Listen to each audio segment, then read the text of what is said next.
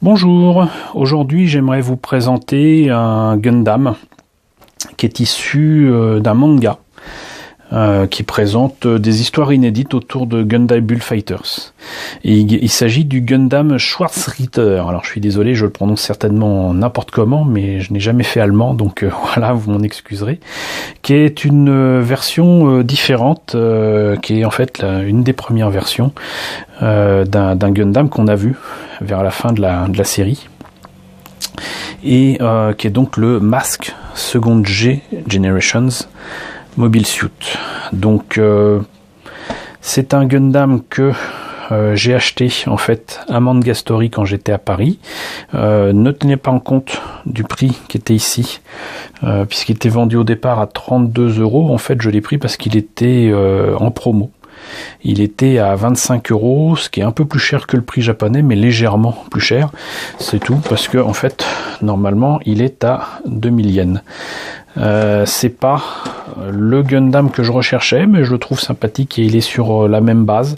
Donc je me suis dit qu'on allait lui donner un petit peu le bénéfice du doute.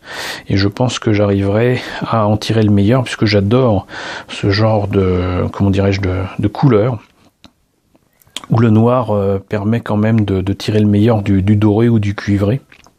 Ça peut donner quelque chose de fort sympathique. Et sinon, comme je le disais, c'est donc non pas issu de la série animée, mais donc apparemment de ce manga qui est totalement inédit en France. La série Gundam Bullfighters, par contre, vous pouvez la découvrir, si ce n'est pas déjà fait, sur Crunchyroll. Voilà ce que ça donne monté et peint. Moi je trouve qu'il rend pas mal du tout, et en plus de ça il a des poses ultra dynamiques. Bon, je suis pas super fan de sa grosse épée façon Astray, je sais plus combien là, mais le Red Astray machin truc, mais ça peut le faire. Et donc le Gundam de base dont il était tiré, enfin qui va inspirer, celui-ci va inspirer en fait ce Gundam-ci qu'on voit donc dans Gundam Bullfighters. Voilà pour la boîte, pour le prix. Donc c'était un High Grade Bullfighters, le numéro 55. Et maintenant qu'on a vu autour de la boîte ce que ça donne, et ben on va voir à l'intérieur. Alors, voilà. Bah écoutez, c'est presque dommage qu'on n'ait pas vu ça dans la série, parce que le pilote a l'air d'être un sacré badass. Donc voilà ce que ça donne en dessin pour ce Mask Second Generations Mobile Suit.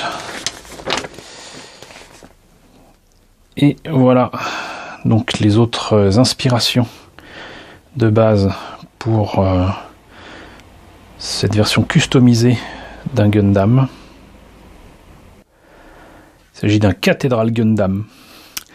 Alors je sais pas ce que ça donne, mais il a l'air assez joli. Et sinon pour les armes et tout ça, les styles de combat, c'est apparemment inspiré, ça on l'avait deviné, du Red Astray. Et du Gundam 00, ça je m'y attendais un peu moins. Donc voilà ce que ça donne une fois monté et peint. Franchement je trouve que ça a de la tronche. On l'aura deviné bien évidemment, les armes se relient pour faire l'espèce de grosse épée. Et ça nous donne ça au final. C'est quand même assez sympa. Alors, les pièces, c'est aussi pour ça que je l'ai pris. C'est qu'il y en a énormément, avec des petits X partout qui ne seront pas utilisés. Donc ça va rejoindre ma boîte à Rabio et me permettre de faire des customs et des kits bash à ma sauce. Donc moi ça me convient très bien, surtout que là il y a des boucliers, il y a des pieds, il y a même des mains je crois, il y a tout. Donc ça c'est génial pour moi. Le montage commence par le corps, le buste, ensuite la tête, les bras, on relie le tout, ensuite on attaque les jambes, le bassin, qui m'a l'air quand même un peu plus compliqué que d'habitude. Avec une jupe pareille, ça doit pas être évident de l'articuler. Bien évidemment tout ça peut tenir sur une action base.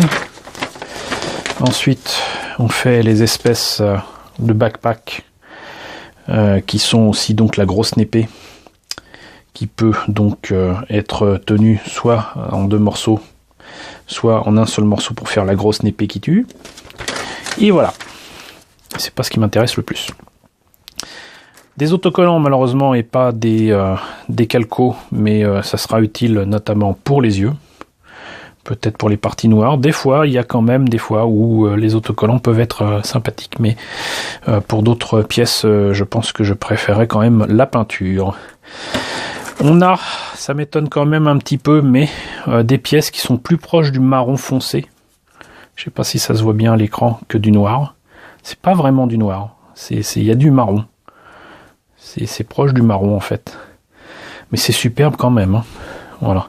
Et j'imagine que ces trucs-là, là, c'est ça qui doit être peint en gris. Sinon, c'était des autocollants ici à mettre dessus. Alors, ce qui va pas avec ce genre de maquette, c'est le doré. Le doré plastique de Bandai, ça fait vraiment plastique. Voilà. Donc ça, c'est pas intéressant du tout. Et vous pouvez compter sur moi pour ne pas utiliser le doré tel quel. Mais je vous montrerai comment on peut faire un doré sympathique. Et puis voilà. Des polycaps, non pas noirs cette fois-ci, mais gris clair. Ça change. Toujours en gris clair, quelques pièces qui sont essentiellement des pièces d'articulation, mais aussi des mains, avec des combats façon arts martiaux. Bah, ça tombe bien, voilà, avec la cathédrale Gundam, machin. J'adore ces mains-là, elles sont superbes. D'autres pièces d'articulation, le bas de la jupe. Ici, des pièces blanches avec levée fine, encore une fois, avec ces maquettes-là. Peu de casse, et parce qu'il n'y a que deux parties à découper là, et on est bon. Monsieur Focus, voilà. Et ici, les entrées d'air sont absolument superbes. Encore une fois, des pièces qui semblent noires de loin, mais qui ne le sont pas. Mais celles-là sont un peu plus brillantes. Du rouge brillant aussi bien pétant. Et enfin, de grappes presque identiques, puisqu'en fait, on a une première grappe très complète, avec tout un tas de pièces, j'imagine, supplémentaires, avec même un viseur, vous voyez, là, ici, sur la tête. Ça va rendre vraiment magnifique. Moi, j'aime beaucoup cette pièce-là. Et donc d'autres pièces dorées, et une partie de ces pièces doit être en double, et donc voilà, une partie de la grappe se retrouve là.